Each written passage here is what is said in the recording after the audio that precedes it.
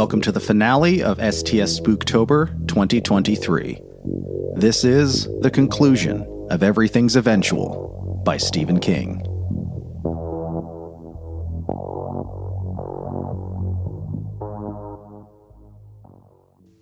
Part 10. I didn't tell Mr. Sharpton all that, but I told him what he wanted to know about Skipper. I decided I could trust him. Maybe that secret part of me knew I could trust him, but I don't think so. I think it was just the way he put his hand on my arm, like your dad would. Not that I have a dad, but I can imagine. Plus, it was like he said, even if he was a cop and arrested me, what judge and jury would believe Skipper Brannigan actually had driven his car off the road because of a letter I sent him? Especially one full of nonsense words and symbols made up by a pizza delivery boy who flunked high school geometry twice. When I was done, there was silence between us for a long time. At last, Mr. Sharpton said, "He deserved it. You know that, don't you?" And for some reason, that did it. The dam burst. I cried like a baby. I must have cried for 15 minutes or more. Mr. Sharpton put his arm around me and pulled me against his chest, and I watered the lapel of his suit.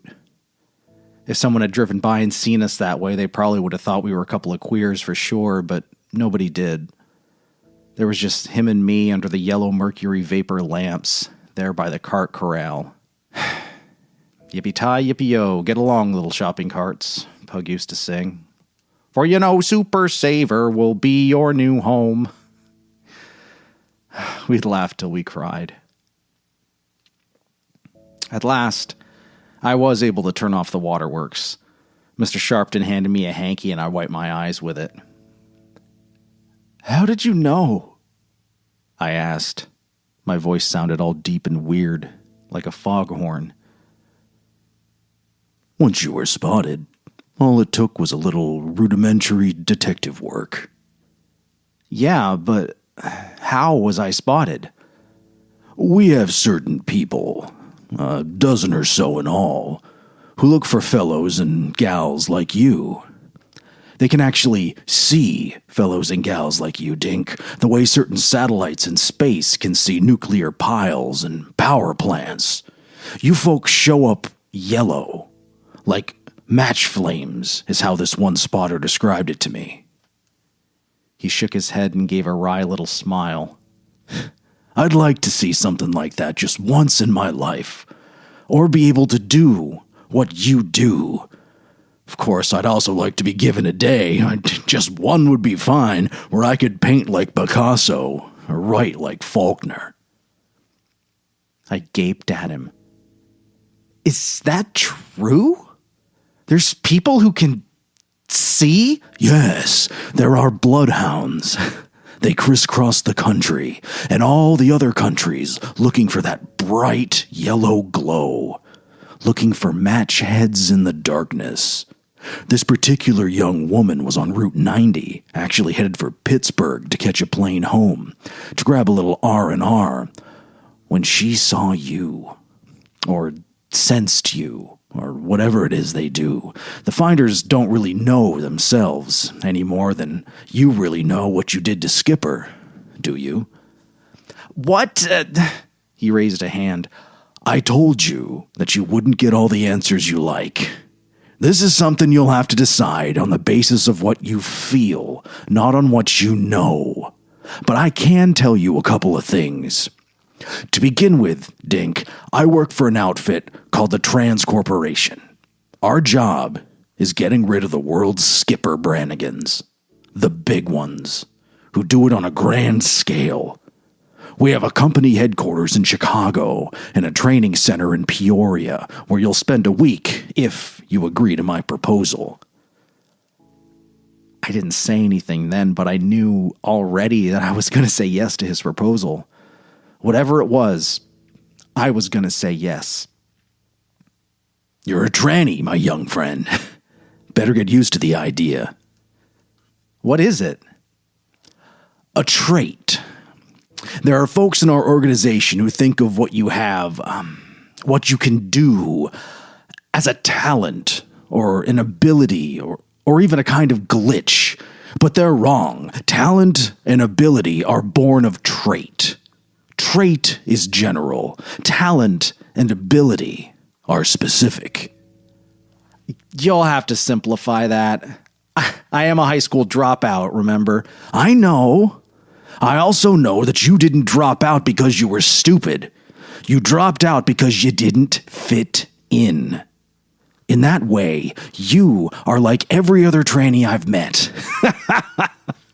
He laughed in the sharp way people do when they're not really amused. All 21 of them. Now listen to me and don't play dumb. Creativity is like a hand at the end of your arm. But a hand has many fingers, doesn't it? Well, at least 5. Think of those fingers as abilities. A creative person may write, paint, sculpt, think up math formulae. He or she may dance or sing or play a musical instrument. Those are the fingers. But creativity is the hand that gives them life. And just as all hands are basically the same, form follows function. All creative people are the same once you get down to the place where the fingers join.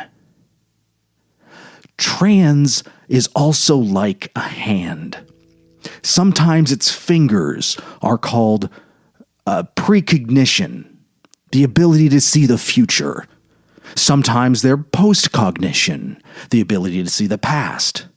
We have a guy who knows who killed John F. Kennedy, and it wasn't Lee Harvey Oswald. It was, in fact, a woman. There's telepathy, pyrokinesis, telepathy, and who knows how many others. We don't know, certainly. This is a new world, and we've barely begun to explore its first continent. But trans is different from creativity in one vital way. It's much rarer. 1 person in 800 is what occupational psychologists call gifted. We believe that there may only be 1 tranny in every 8 million people. That took my breath away. The idea that you might be 1 in 8 million would take anybody's breath away, right? That's about 120 for every billion ordinary folks. We think there may be no more than 3,000 so-called trannies in the whole world. We're finding them, one by one. It's slow work. The sensing ability is fairly low level, but we still only have a dozen or so finders, and each one takes a lot of training. This is a hard calling, but it is also fabulously rewarding. We're finding trainees and we're putting them to work. That's what we want to do with you, Dink. Put you to work. We want to help you focus your talent, sharpen it, and use it for the betterment of all mankind. You won't be able to see any of your old friends again. There's no security risk on Earth like an old friend, we've found. And there's not a whole lot of cash in it, at least to begin with. But there's a lot of satisfaction. And what I'm going to offer you is only the bottom rung of what may turn out to be a very high ladder. Don't forget those fringe benefits, I said, kinda raising my voice on the last word, turning it into a question, if he wanted to take it that way. He grinned and clapped me on the shoulders. That's right. Those famous fringe benefits. By then, I was starting to get excited. My doubts weren't gone, but they were melting away.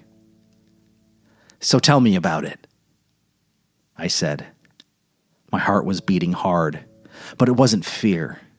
Not anymore. Make me an offer I can't refuse. Part 11. 3 weeks later, I'm on an airplane for the first time in my life, and what a way to lose your cherry. The only passenger in a Lear 35, listening to Counting Crows pouring out of quad speakers with a Coke in one hand, watching as the altimeter climbs all the way to 42,000 feet. That's over a mile higher than most commercial jetliners fly, the pilot told me, and a ride as smooth as the seat of a girl's underpants. I spent a week in Peoria, and I was homesick. Really homesick. Surprised the shit out of me. There's a couple of nights where I even cried myself to sleep. I'm ashamed to say that. But I've been truthful so far, and I don't want to start lying or leaving things out now. Ma was the least of what I missed. You'd think we would have been close, as it was us against the world, in a manner of speaking. But my mother was never much for loving and comforting. She didn't whip on my head or put out cigarettes in my armpits or anything like that. But so what? I mean, big whoop. I've never had any kids, so I guess I can't say for sure, but I somehow don't think being a great parent is about the stuff you didn't do to your rug monkeys. Ma was always more into her friends than me, and her weekly trip to the beauty shop and Friday nights out at the reservation. Her big ambition in life was to win a 20-number bingo and drive home in a brand new Monte Carlo. I'm not sitting on the pity pot either. I'm just telling you how it was. Mr. Sharpton called Ma and told her that I'd been chosen to intern in the Trans Corporation's Advanced Computer Training and Placement Project, a special deal for non-diploma kids with potential. The story was actually pretty believable. I was a shitty math student and froze up almost completely in classes like English, where you were supposed to talk. But I was always on good terms with the school computers. In fact, although I don't like to brag, and I never let any of the faculty in on this little secret, I could program rings around Mr. Jacobois and Miss Wilcoxon. I never cared much about computer games. They're strictly for dick brains, in my humble opinion. But I could keyjack like a mad motherfucker. Pug used to drop by and watch me sometimes. "I can't believe you," he said once. "Man, you got that thing smoking and toking." I shrugged. Any fool can peel the apple. It takes a real man to eat the core. So Ma believed it. She might have had a few more questions if she knew the Trans Corporation was flying me out to Illinois in a private jet, but she didn't. And I didn't miss her all that much. But I missed Pug and John Cassidy, who was our other friend from the Super Saver days. John plays in a punk band. He wears a gold ring in his left eyebrow and has just about every Sub Pop record ever made. He cried when Kurt Cobain ate the dirt sandwich. Didn't try to hide it or blame it on allergies either, just said, "I'm sad because Kurt died." John's eventual. And I missed Harkerville, perverse but true. Being at the training center in Peoria was like being born again, somehow. And I guess being born always hurts. I thought I might meet some other people like me. If this was a book or a movie, or maybe just an episode of The X-Files, I'd meet some cute chick with nifty little tits and the ability to shut doors from across the room. But that didn't happen. I'm pretty sure there were other trainees at Peoria when I got there, but Dr. Wentworth and the other folks running the place were careful to keep us separated. I once asked why, and I got a runaround. That's when I started to realize that not everybody who had Transcorp printed on their shirts or walked around with Transcorp's clipboards was my pal or wanted to be my long-lost dad. And it was about killing people. That's what I was training for. The folks in Peoria didn't talk about that all the time, but no one tried to sugarcoat it either. I just had to remember the targets were bad guys, dictators and spies, and serial killers. And as Mr. Sharpton said, people did it in wars all the time. Plus, it wasn't personal. No guns, no knives, no garrots. I'd never get blood splashed on me. Like I told you, I never saw Mr. Sharpton again. At least not yet. I haven't. But I talked to him every day of the week I was in Peoria, and that eased the pain and strangeness considerably. Talking to him was like having someone put a cool cloth on your brow. He gave me his number the night we talked in his Mercedes, and he told me to call him any time, even at 3 a.m. if I was feeling upset. Once I did just that.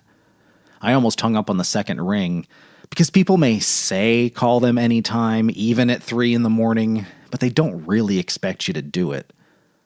But I hung in there. I was homesick, yeah, but it was more than that. The place wasn't what I expected exactly, and I wanted to tell Mr. Sharpton, so to see how he took it, kinda. He answered on the third ring, and although he sounded sleepy, big surprise there, huh? He didn't sound pissed at all. I told him that some of the stuff they were doing was quite weird. The test with all the flashing lights, for example. They say it was a test for epilepsy, but I went to sleep right in the middle of it, I said.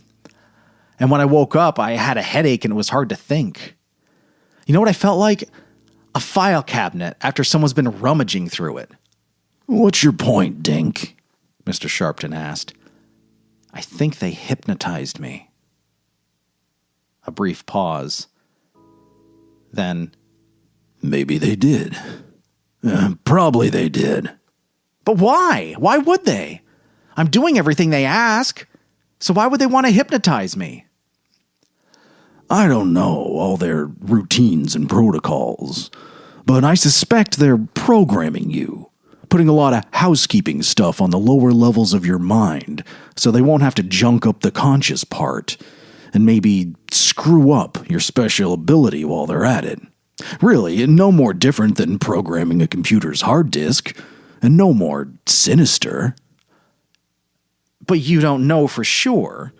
"No, as I say, training and testing are not my purview. But I'll make some calls, and Dr. Wentworth will talk to you.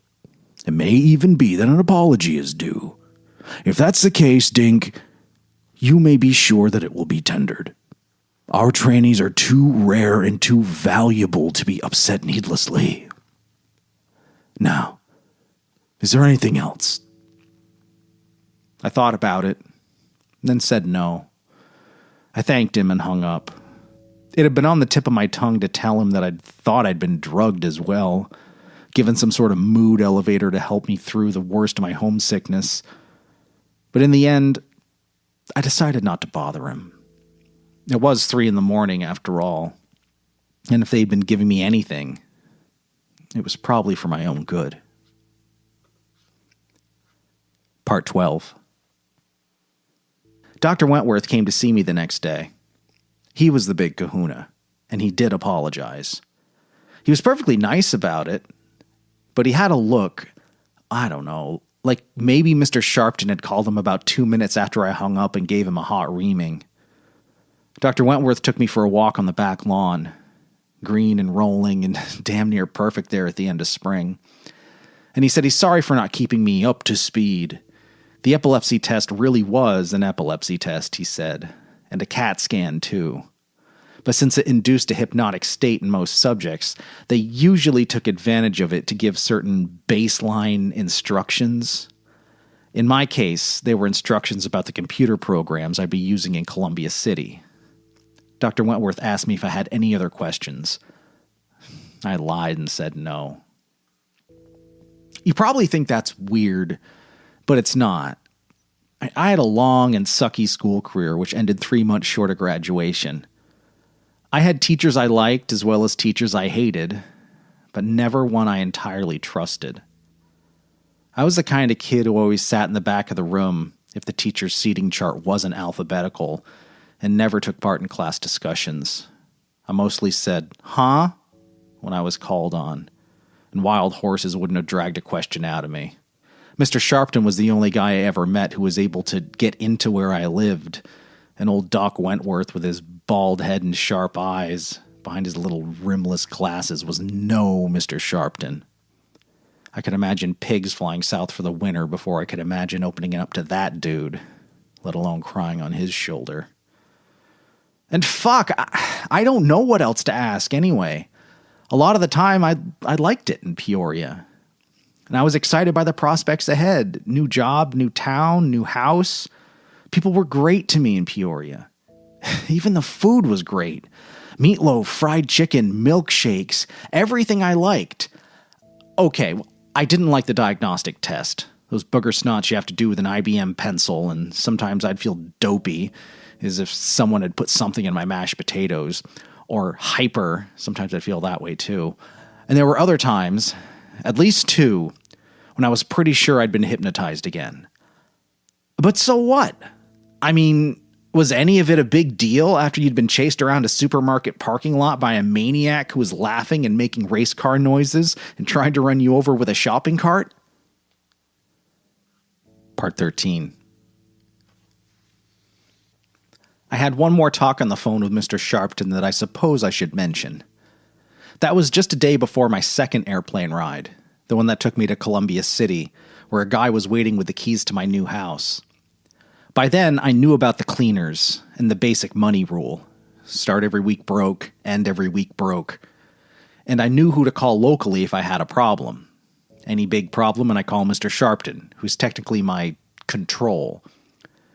I had maps, a list of restaurants, directions to the cinema complex and the mall. I had a line on everything, but the most important thing of all. Mr. Sharpton, I don't know what to do, I said. I was talking to him on the phone just outside the caf. There was a phone in my room, but by then I was too nervous to sit down, let alone lie in my bed. If they were still putting shit in my food, for sure it wasn't working that day. I can't help you there, Dink, he said, calm as ever. So sorry, Charlie.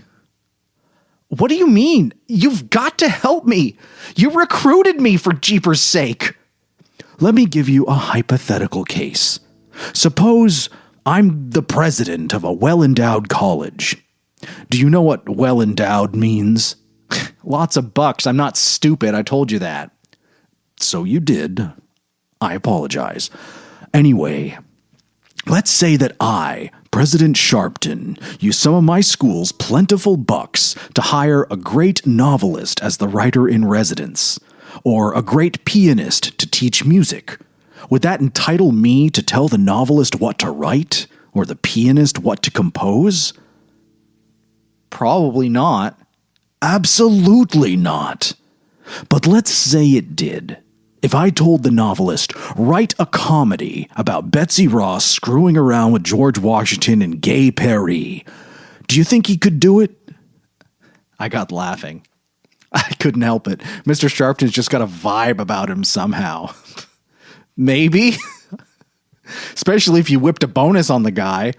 Okay, but even if he held his nose and cranked it out, it would likely be a very bad novel, because creative people aren't always in charge.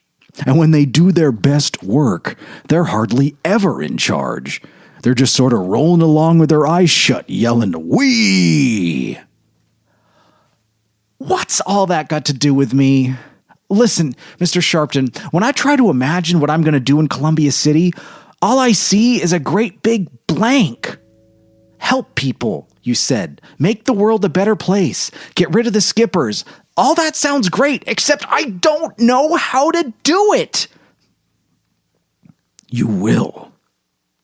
When the time comes, you will. You said Wentworth and his guys would focus my talent, sharpen it. Mostly what they did is give me a bunch of stupid tests and make me feel like I was back in school. Is it all in my subconscious? Is it all on the hard disk? Trust me, Dink. Trust me. And trust yourself. So I did. I have. But just lately things haven't been so good. Not good at all. That goddamn Neff. All the bad stuff started with him. I wish I'd never seen his picture. And if I had to see a picture, I wish I'd seen one where he wasn't smiling. Part 14. My first week in Columbia City, I did nothing. I mean, absolutely zilch. I didn't even go to the movies. When the cleaners came, I just went to the park and sat on a bench and felt like the whole world was watching me. When it came time to get rid of my extra money on Thursday, I ended up shredding better than $50 in the garbage disposal. And doing that was new to me then, remember? Talk about a weird feeling, man. You don't have a clue. Well, I was standing there listening to the motor under the sink grinding away. I kept thinking about Ma. If Ma had been there to see what I was doing, she probably would have run me through with a butcher knife to make me stop. That was a dozen 20-number bingo games, or 24 coveralls, going straight down the kitchen pig. I slept like shit that week. Every now and then, I'd go to the little study. I didn't want to, but my feet would drag me there. Like they say murderers always return to the scene of their crimes, I guess. Anyway, I'd stand there in the doorway and look at the dark computer screen, at the Global Village modem, and I'd just sweat with guilt and embarrassment and fear. Even the way the desk was so neat and clean, without a single paper or note on it, made me sweat. I could just about hear the walls muttering stuff like, "Nah, nothing going on in here," and "Who's this turkey? The cable installer?" I had nightmares. In one of them, the doorbell rings, and when I open it, Mr. Sharpton's there. He's got a pair of handcuffs. "Put out your wrists, Dink. We thought you were a tranny, but obviously we were wrong. Sometimes it happens." "No, I am. I am a tranny. I just need a little more time to get acclimated. I've never been away from home before, remember?" "You've had 5 years. I'm stunned. I can't believe it. But part of me knows it's true. It feels like days, but it's really been 5 fucking years, and I haven't turned on the computer in the little study a single time. If not for the cleaners, the desk it sits on would be 6 inches deep in dust." "Hold out your hands, Dink. Stop making this hard on both of us." "I won't, and you can't make me." He looks behind me then, and who should come up the steps but Skipper Brannigan. He's wearing his red nylon tunic, only now Transcorp is sewn on it instead of Super Saver. He looks pale but otherwise okay. Not dead is what I mean. "You thought you did something to me, but you didn't," Skipper says. "You couldn't do anything to anyone. You're just a hippie waste." "I'm going to put cuffs on him," Mr. Sharpton says to Skipper. "If he gives me any trouble, run him over with a shopping cart." "Totally eventual," Skipper says. And I wake up half out of bed and on the floor, screaming. Part 15. Then, about 10 days after I moved in, I had another kind of dream. I don't remember what it was, but it must have been a good one, because when I woke up, I was smiling. I could feel it on my face, a big, happy smile. It was like when I woke up with the idea about Mr. Bukowski's dog. Almost exactly like that. I pulled on a pair of jeans and went into the study. I turned on the computer and opened the window marked Tools. There was a program in there called Dinky's Notebook.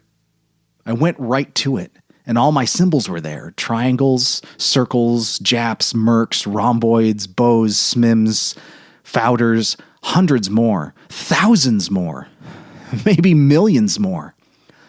It was sort of like Mr. Sharpton said, a new world, and I'm on the coastline of the first continent. All I know is that all at once it was there for me. I had a great big Macintosh computer to work with instead of a little piece of pink chalk, and all I had to do was type the words for the symbols, and the symbols would appear. I was jacked to the max. I mean, my God, it was like a river of fire burning in the middle of my head. I wrote. I called up symbols. I used the mouse to drag everything where it was supposed to be. And when I was done, I had a letter. One of the special letters. But a letter to who? A letter to where? Then I realized it didn't matter. I made a few minor customizing touches, and there were many people the letter could go to. Although this one had been written for a man rather than a woman. I don't know how I knew that, I just did. I decided to start with Cincinnati, only because Cincinnati was the first city that came to my mind. It could have easily been Zurich, Switzerland, or Waterville, Maine. I tried to open a tools program titled Dinky Mail. Before the computer would let me, it prompted me to wake up my modem. Once the modem was running, the computer wanted a 312 area code. 312's Chicago. And I imagine that, as far as the phone company is concerned, My CompuCalls all come from Transcorp's headquarters. I didn't care one way or another. That was their business. I found my business and was taking care of it. With the modem awake and linked to Chicago, the computer flashed, dinky mail ready. I clicked on locale. I'd been in the study almost 3 hours by then, with only one quick break to take a quick piss. I could smell myself, sweating and stinking like a monkey in a greenhouse. I didn't mind. I liked the smell. I was having the time of my life. I was fucking delirious. I typed Cincinnati and hit execute. No listing Cincinnati, the computer said. Okay, not a problem. Try Columbus. Closer to home anyway. And yes, folks, we have a bingo. 2 listings Columbus. There were 2 telephone numbers. I clicked on the top one, curious and a little afraid of what might pop out. But it wasn't a dossier, a profile, or, God forbid, a photograph. There was one single word. Muffin. Say what? But then I knew. Muffin was Mr. Columbus's pet. Very likely a cat. I called up my special letter again, transposed 2 symbols and deleted a third. Then I added Muffin to the top with an arrow pointing down. There. Perfect. Did I wonder who Muffin's owner was? Or what he had done to warrant Transcorp's attention? Or exactly what was going to happen to him? I did not. The idea that my conditioning at Peoria might have been partially responsible for this disinterest never crossed my mind either. I was doing my thing. That was all. Just doing my thing. And as happy as a clam at high tide. I called the number on the screen. I had the computer speaker on, but there was no hello, only the screechy mating call of another computer. Just as well, really. Life's easier when you subtract the human element. Then it's like that movie 12 O'Clock High, cruising over Berlin in your trusty B-25, looking through your trusty Norden bomb sight, waiting for just the right moment to push your trusty button. You might see smokestacks or factory roofs, but no people. The guys who dropped the bombs from their B-25s didn't have to hear the screams of mothers whose children had just been reduced to guts, and I didn't even have to hear anyone say hello. A very good deal. After a little bit, I turned off the speaker anyway. I found it distracting. Modem found, the computer flashed, and then search for email address, Y/N. I typed Y and waited. This time the wait was longer. I think the computer was going back to Chicago again and getting what it needed to unlock the email address of Mr. Columbus. Still, it was less than 30 seconds before the computer was right back at me with email address found. Send dinky mail, Y/N. I typed Y with absolutely no hesitation. The computer flashed, sending dinky mail, and then dinky mail sent. That was all. No fireworks. I wonder what happened to Muffin, though. You know, after. Part 16. That night I called Mr. Sharpton and said, I'm working. That's good, Dink. Great news. Feel better? Calm as ever, Mr. Sharpton is like the weather in Tahiti. Yeah, I said. The fact was, I felt blissful. It was the best day of my life. Doubts or no doubts, worries or no worries, I still say that. The most eventual day of my life. It was like a river of fire in my head. A fucking river of fire. Can you get that? Do you feel better, Mr. Sharpton? Relieved? I'm happy for you. But I can't say I'm relieved because you were never worried in the first place. Got it in one. Everything's eventual, in other words. He laughed at that. He always laughs when I say that. That's right, Dink. Everything's eventual. Mr. Sharpton? Yes? Email's not exactly private, you know. Anyone who's really dedicated can hack into it. Part of what you send is a suggestion that the recipients delete the message from all files, is it not? Yes, but I can't absolutely guarantee that he'll do it. Or she. Even if they don't. Nothing can happen to someone else who chances on such a message, am I correct? Because it's personalized. Well, it might give someone a headache, but that would be about all. And the communication itself would look so much like gibberish. Or a code. Let them try and break it, Dinky, huh? Let them try. I sighed. I suppose. Let's discuss something more important, Dink. How did it feel? Fucking wonderful. Good. Don't question wonder, Dink. Don't ever question wonder. And he hung up. Part 17. Sometimes I have to send actual letters. Print out the stuff I womp up in Dinky's notebook, stick it in an envelope, lick stamps, and mail it off to somebody somewhere. Professor Ann Tevich, University of New Mexico. Mr. Andrew Neff, care of the New York Post. Billy Unger, General Delivery, Stovington, Vermont. Only names, but they were still more upsetting than the phone numbers. More personal than the phone numbers. It was like seeing faces swim up to you for a second inside your Norden bomb site. I mean, what a freak out, right? You're up there 25,000 feet, no faces allowed up there, and sometimes one shows up for a second or two just the same. I wonder how a university professor could get along without a modem, or a guy whose address was a fucking New York newspaper for that matter. But I never wondered too much. I didn't have to. We live in a modern world, but letters don't have to be sent by computer after all. There's still snail mail. And the stuff I really needed was always in the database. The fact that Unger had a 1957 Thunderbird, for instance, or that Ann Tevich had a loved one, perhaps her husband, perhaps her son, perhaps her father, named Simon. And people like Tevich and Unger were exceptions.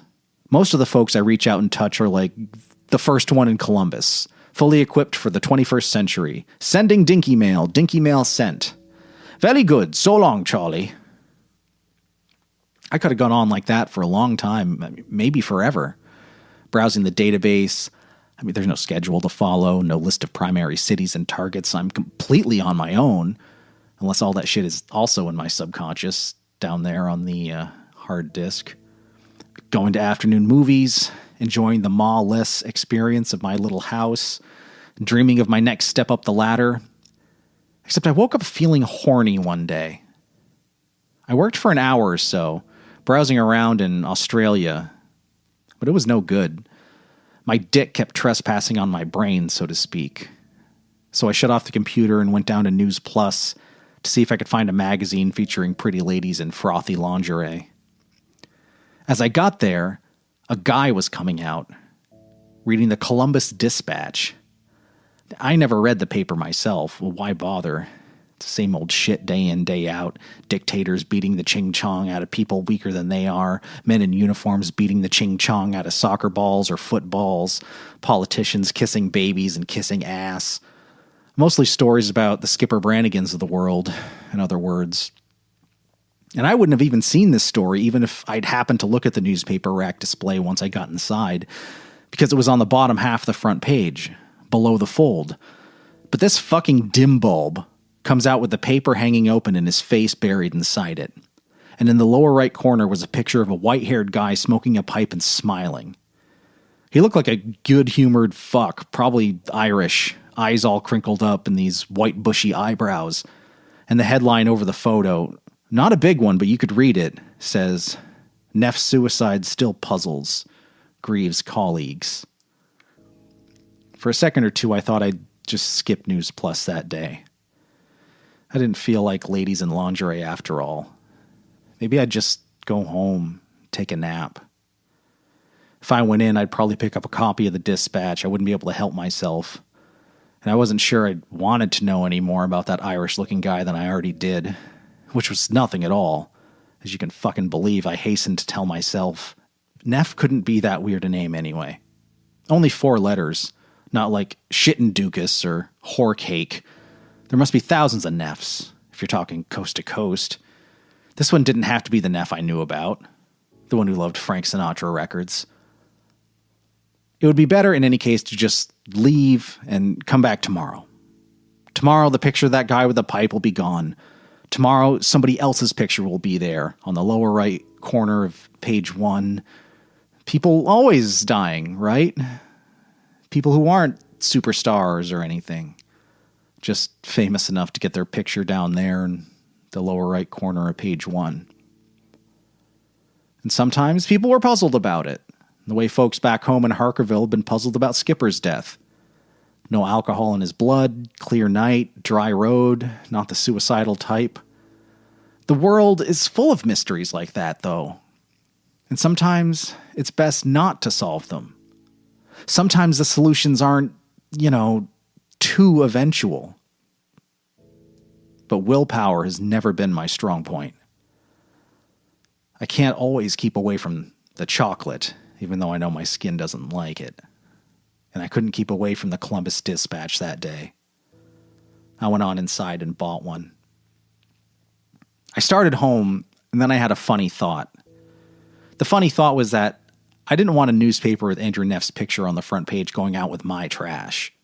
The trash pickup guys came in a city truck. Surely they couldn't have anything to do with Transcorp, but there was this show that me and Pug used to watch one summer way back when we were kids. Golden Years, it was called. You probably don't remember it. Anyway, there was this guy on the show who used to say, "Perfect paranoia is perfect awareness." It was like his motto, and I sort of believe that. Anyway, I went to the park instead of back home. I sat on a bench and read the story, and when I was done, I stuck the paper in a park trash barrel. I didn't even like doing that, but hey, if Mr. Sharpton's got a guy following me around and checking on every little thing I threw away, I'm fucked up the wazoo no matter what. There was no doubt that Andrew Neff, age 62, a columnist for the Post since 1970, had committed suicide. He took a bunch of pills that probably would have done the trick, then climbed into his bathtub, put a plastic bag over his head, and rounded the evening off by slitting his wrists. There was a man totally dedicated to avoiding counseling. He left no note, though, and the autopsy showed no sign of disease. His colleagues scoffed at the idea of Alzheimer's or even early senility. "He was the sharpest guy I'd ever known, right up to the day he died," a guy named Pete Hamill said. "He could have gone on Challenge Jeopardy and run both boards. I have no idea why Andy did such a thing." Hamill went on to say that one of Neff's charming oddities was his complete refusal to participate in the computer revolution. No modems for him, no laptop word processors, no handheld spell checkers from Franklin Electronic Publishers. He didn't even have a CD player in his apartment, Hamill said. Neff claimed, perhaps only half joking, that compact discs were the devil's work. He loved the chairman of the board, but only on vinyl. This guy Hamill and several others said Neff was unfailingly cheerful. Right up to the afternoon he filed his last column, went home, drank a glass of wine, and then demoed himself. One of the Post's chatter columnists, Liz Smith, said she'd shared a piece of pie with him just before he left on that last day, and Neff had seemed a trifle distracted, but otherwise fine. Distracted. Sure. With a head full of Fowders, Bows, and Smims, you'd be distracted too. Neff, the piece went on, had been something of an anomaly on the Post, which sticks up for the more conservative view of life. I guess they don't come right out and recommend electrocuting welfare recipients after 3 years and still no job, but they do hint that it's always an option. I guess Neff was the House liberal. He wrote a column called "A Neff is a Neff," and in it he talked about changing the way New York treated single teen mothers, suggested that maybe abortion wasn't always murder, argued that the low-income housing in the outer boroughs was a self-perpetuating hate machine. Near the end of his life, he'd been writing columns about the size of the military and asked why we as a country felt we had to keep pouring on the bucks when there was essentially no one left to fight except for the terrorists. He said we'd do better to spend that money on creating jobs. And Post readers, who would have crucified anyone else saying stuff like that, Pretty much loved it when Neff laid it down. Because he was funny. Because he was charming. Maybe because he was Irish and had kissed the Blarney Stone. That was about it. I started home. Somewhere along the way, I took a detour, though, and I ended up walking all over downtown. I zigged and zagged, walking down boulevards and cutting through parking lots, all the time thinking about Andrew Neff climbing into his bathtub and putting a baggie over his head. A big one, a gallon size, keeps all your leftovers supermarket fresh. He was funny. He was charming. And I had killed him. Neff had opened my letter and it had gotten into his head, somehow. Judging by what I'd read in the paper, the special words and symbols took maybe 3 days to fuck him up enough to swallow the pills and climb into the tub. He deserved it. That's what Mr. Sharpton said about Skipper. Maybe he was right that time. But did Neff deserve it? Was there shit about him I didn't know? Did he maybe like little girls in the wrong way, or push dope, or go after people too weak to fight back like Skipper had gone after me with a shopping cart? We want to help you use your talents for the betterment of all mankind, Mr. Sharpton said, and I surely didn't mean making a guy off himself because he thought the Defense Department was spending too much money on smart bombs. Paranoid shit like that is strictly for movies starring Steven Seagal and Jean-Claude Van Damme. Then I had a bad idea. A scary idea.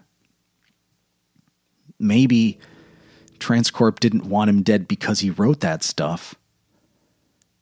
Maybe they wanted him dead because people, the wrong people, were starting to think about what he wrote. That's crazy, I said, right out loud.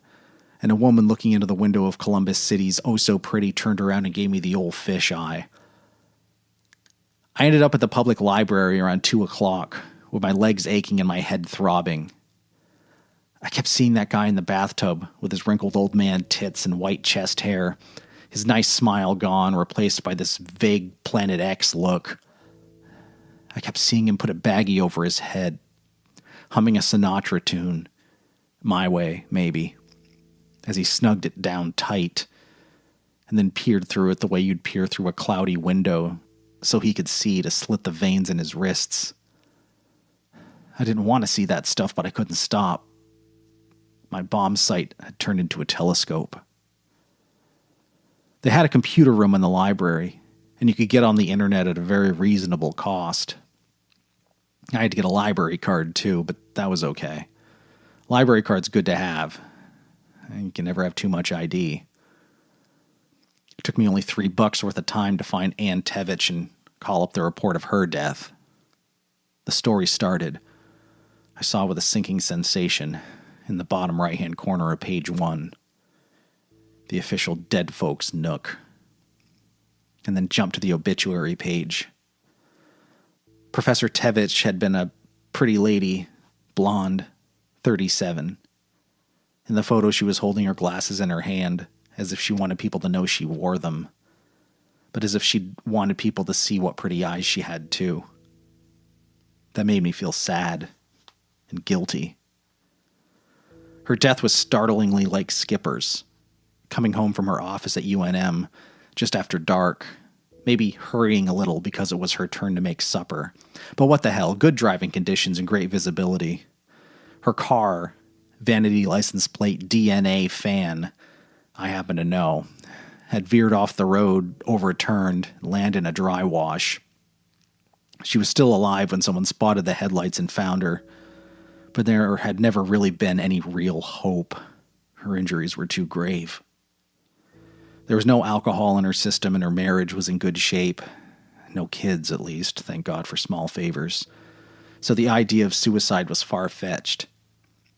She had been looking forward to the future, had even talked about getting a computer to celebrate a new research grant.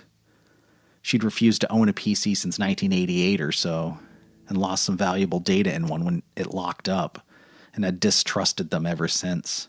She would use her department's equipment when she absolutely had to, but that was all. The coroner's verdict had been accidental death. Professor Ann Tevich, a clinical biologist, had been in the forefront of West Coast AIDS research. Another scientist, this one in California, said that her death might have set research for a cure back 5 years. She was a key player, he said. Smart, yes, but more. I once heard someone refer to her as a natural-born facilitator, and that's as good a descriptor as any. Anne was the kind of person who holds other people together. Her death is a great loss to the dozen people who knew and loved her, but it's an even greater loss to this cause. Billy Unger was also easy enough to find.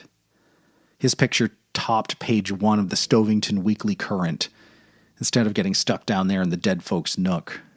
But that might have been because there weren't too many famous people in Stovington. Unger had been General William Rollum Unger, winner of the Silver Star and Bronze Star in Korea. During the Kennedy administration, he was an Undersecretary of Defense, Acquisition Reform, and one of the really big war hawks of the time.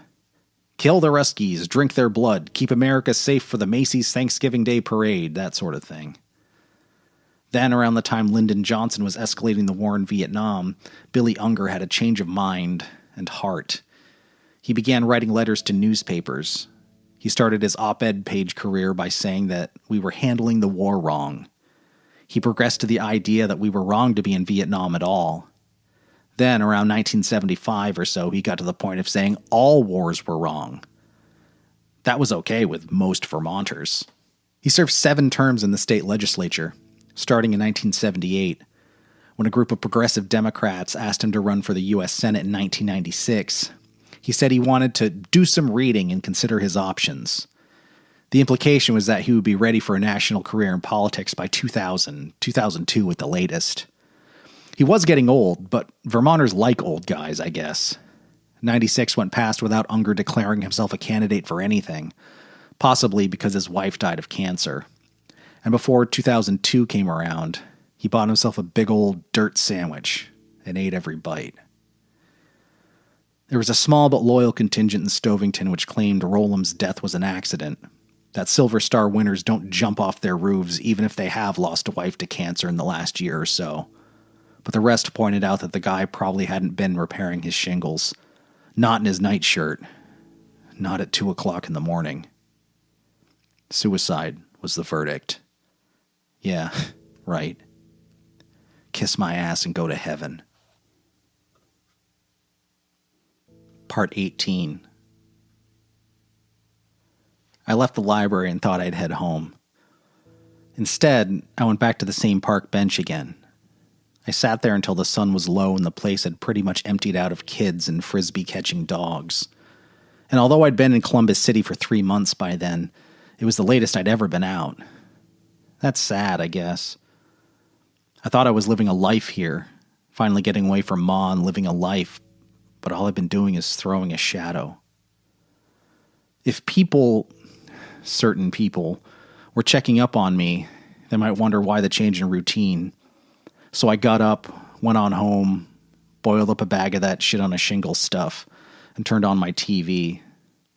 I've got cable, the full package including premium movie channels, and I've never seen a single bill.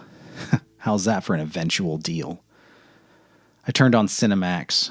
Rutger Hauer was playing a blind karate fighter. I sat down on the couch beneath my fake Rembrandt and watched the show. I didn't see it, but I ate my chow when I looked at it. I thought about stuff. About a newspaper columnist who had liberal ideas and a conservative readership. About an AIDS researcher who served an important linking function with other AIDS researchers. About an old general who changed his mind. I thought about the fact I only knew these 3 by name because they didn't have modems and email capability. There was other stuff to think about, too. Like how you could hypnotize a talented guy or drug him, or maybe even expose him to other talented guys in order to keep him from asking any of the wrong questions or doing any of the wrong things. Like how you could make sure such a talented guy couldn't run away even if he happened to wake up to the truth. You do that by setting him up in what was essentially a cashless existence. A life where rule number 1 was no rat-holing any extra dough, not even pocket change. What sort of talented guy would fall for something like that? A naive one, with few friends and next to no self-image. A guy who would sell you his talented soul for a few groceries and $70 a week because he believes that's about what it's worth. I didn't want to think about any of that. I tried to concentrate on Rutger Hauer, doing all that amusing blind karate shit. Pug would have laughed his ass off if he'd been there, believe me. So I wouldn't have to think about any of that. 200, for instance. There was a number I didn't want to think about. 200. 10 times 20, 40 times 5. CC to the old Romans. At least 200 times I'd push the button that brought the message Dinky Mail sent up on my screen. It occurred to me for the first time, as if I was finally waking up, that I was a murderer. A mass murderer. Yes, indeed. That's what it's come down to. Good of mankind, bad of mankind, indifferent of mankind. Who makes those judgments? Mr. Sharpton? His bosses? Their bosses? It doesn't matter? I decided it didn't matter a fuck in a rabbit hutch. I further decided I really couldn't spend too much time moaning, even to myself, how I had been drugged, hypnotized, or exposed to some kind of mind control. The truth was, I'd been doing what I was doing because I loved the feeling I got when I was composing the special letters. The feeling that there's a river of fire running through the center of my head. Mostly, I'd been doing it because I could. That's not true, I said, but not real loud. I whispered it under my breath. They probably don't have any bugs planted here. Well, I'm sure they don't, but it's best to be safe. I started writing this... What is it? A report, maybe? I started writing this report later that night, as soon as the Rutger Hauer movie was over. I write in a notebook, though, not on the computer, and I write in plain old English. No Sankophytes, no bows, no smims. There's a loose floor tile under the ping pong table down in the basement. That's where I keep my report. I just now looked back at how I started. I got a good job now, I wrote, and no reason to feel glum. Idiot. Well, of course, any fool who can pucker is apt to whistle past the graveyard. When I went to bed that night, I dreamed I was in the parking lot of the Super Saver. Pug was there, wearing his red duster and a hat on his head like the one Mickey Mouse wore in Fantasia. Yeah, that's the movie where Mickey played the Sorcerer's Apprentice. Halfway across the parking lot, shopping carts were lined up in a row. Pug would raise his hand, then lower it. Each time he did, a cart would start rolling by itself, gathering speed, rushing across the lot until it crashed into the brick side of the supermarket. They were piling up there, a glittering junk heap of metal and wheels. For once in his life, Pug wasn't smiling. I wanted to ask him what he was doing and what it meant. But of course, I knew. He's been good to me, I told Pug in this dream. It was Mr. Sharpton I meant, of course. He's been really, really eventual. Pug fully turned to me then. I saw it wasn't Pug at all. It was Skipper. And his head had been smashed in all the way down to the eyebrows. Shattered hunks of skull stuck up in a circle, making him look like he was wearing a bone crown. "You're not looking through a bomb sight," Skipper said and grinned. "You are the bomb sight. How do you like that, Dinkster?"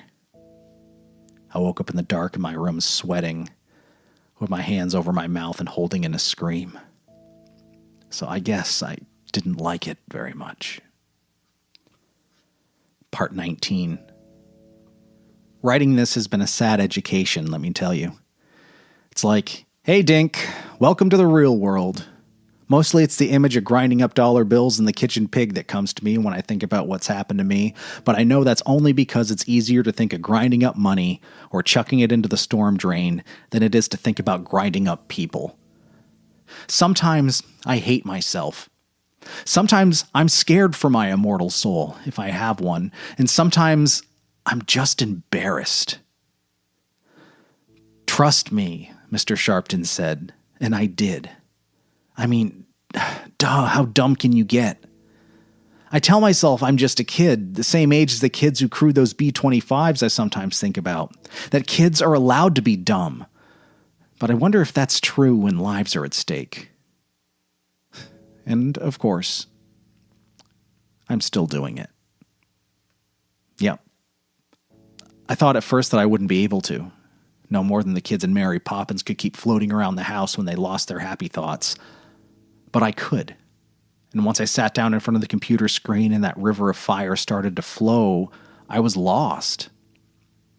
You see, at least I think you do, that this is why I was put on planet Earth. Can I be blamed for doing the thing that finishes me off? That completes me? Answer: yes, absolutely. But I can't stop. Sometimes I tell myself that I've gone on because if I do stop, maybe even for a day, they'll know I've caught on, and the cleaners will make an unscheduled stop. Except what they'll clean up this time will be me. But that's not why. I do it because I'm just another addict. Same as a guy smoking crack in an alley or some chick taking a spike in her arm. I do it because of the hateful fucking rush. I do it because when I'm working in Dinky's notebook, everything's eventual. It's like being caught in a candy trap. And it's all the fault of that dork who came out of the News Plus with his fucking dispatch open. If not for him, I'd still see nothing but cloud-hazy buildings up in the crosshair. No people, just targets. "You are the bomb site," Skipper said in my dream. "You are the bomb site, Dinkster." That's true. I know it is. Horrible, but true. I'm just another tool. Just the lens the real bombardier looks through. Just the button he pushes. What bombardier, you ask? Oh, come on, get real. I thought of calling him. How's that for crazy? Or maybe it's not. "Call me anytime, Dink, even 3 a.m. That's what the man said. And I'm pretty sure that's what the man meant. About that, at least. Mr. Sharpton wasn't lying. I thought of calling him and saying, "You want to know what hurts the most, Mr. Sharpton? That thing you said about how I could make the world a better place by getting rid of people like Skipper. The truth is, you're the guys like Skipper." Sure. And I'm the shopping cart they chase people with, laughing and barking and making race car sounds. I work cheap, too. At bargain basement rates. So far, I've killed over 200 people. And what did it cost Transcorp? A little house in a third-rate Ohio town, $70 a week, and a Honda automobile. Oh, plus cable TV. Don't want to forget that. I stood there for a while looking at the telephone, and put it down again. Couldn't say any of that. It would be the same as putting a baggie over my head and slitting my wrists. So what am I going to do now? Oh, God. What am I going to do now?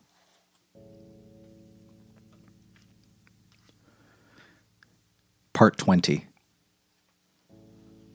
It's been 2 weeks since I last took this notebook out from under the basement tile and wrote in it.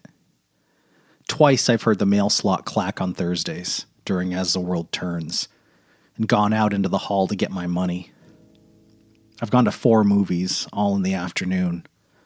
Twice I've ground up money in the kitchen pig and thrown my loose change down the storm drain, hiding what I was doing behind the blue plastic recycling basket when I put it down on the curb.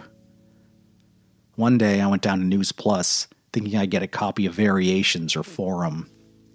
But there was a headline on the front of the Dispatch that once again took away any sexy feelings I might have had. Pope dies of heart attack on peace mission, it said. Did I do it? No. The story says he died in Asia, and I've been sticking to the American Northwest these last few weeks. But I could have been the one. If I'd been nosing around in Pakistan last week, I very likely would have been the one. 2 weeks of living in a nightmare. Then this morning, there was something in the mail. Not a letter, I've only gotten 3 or 4 of those. All from Pug, and now he's stopped writing, and I miss him so much. But a Kmart advertising circular. It flopped open just as I was putting it in the trash, and something fluttered out. A note printed in block letters. "Do you want out?" it read. "If yes, send message. Don't stand so close to me is best police song." My heart was beating hard and fast the way it did on the day I came into my house and saw the Rembrandt print over the sofa where the velvet clowns had been. Below the message, someone had drawn a founder. It was harmless just sitting there all by itself, but looking at it still made all the spit in my mouth dry up. It was a real message. The founder proved it. But who had it come from? How did the sender know about me? I went into the study, walking slowly with my head down, thinking. A message tucked into an advertising circular. Hand-printed and tucked into an advertising circular. That meant someone close by. Someone in town. I turned on my computer and modem. I called the Columbia City Public Library, where you can surf cheap and in relative anonymity. Anything I sent would go through Transcorp in Chicago, but that wasn't going to matter. They weren't going to suspect a thing. Not if I was careful. And, of course, if anybody was there. There was. My computer connected with the library's computer and a menu flashed on my screen. For just a moment, something else flashed on my screen as well. A SMIM. In the lower right-hand corner. Just a flicker. I sent the message about the best police song and added a little touch of my own down in the dead folks' nook. A Sanctifite. I could write more. Things have started to happen, and I believe that soon they'll be happening fast. But I don't think it would be safe. Up to now, I've just talked about myself. If I went any further, I'd have to talk about the other people. But there are 2 more things I want to say. First, that I'm sorry for what I've done. For what I did to Skipper, even. I'd take it back if I could. I didn't know what I was doing. I know that's a piss-poor excuse, but it's the only one I have. Second, I've got it in mind to write one more special letter. The most special of all. I have Mr. Sharpton's email address. And I have something even better. A memory of how he stroked his lucky tie as we sat in his big, expensive Mercedes. The loving way he ran his palm over those silk swords. So you see, I know just enough about him. I know just what to add to his letter, how to make it eventual. I can close my eyes and see one word floating there in the darkness behind my lids, floating there like black fire, deadly as an arrow fired into the brain. And it's the only word that matters. Excalibur. The end.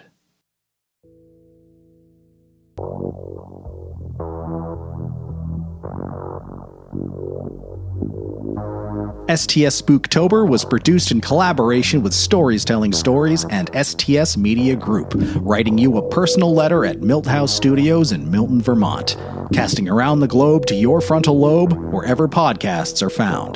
Spooktober is also streaming on YouTube at Stories Telling Stories. Make sure to give us a review wherever you stream our show. We'd really appreciate it.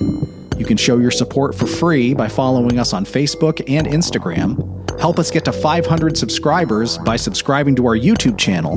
And if you so choose, going a step further and supporting us on Patreon for $1 a month or more.